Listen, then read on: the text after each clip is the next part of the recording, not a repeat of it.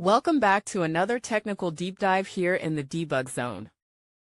Today we're tackling a big question and breaking it down with insights from other users.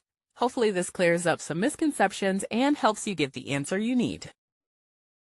So buckle up, stay a little curious, and let's jump right in.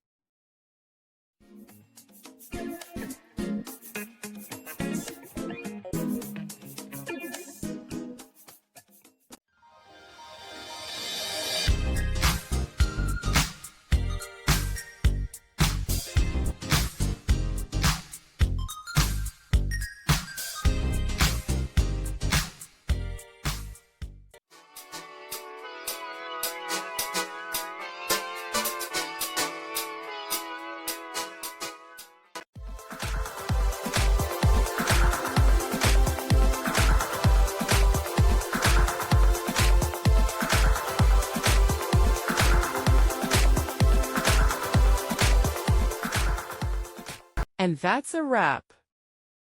I hope you found the answer you were looking for. If you did, take a second to hit that subscribe button. It really helps out. And let me know in the comments which solution worked best for you. See you next time in the debug zone.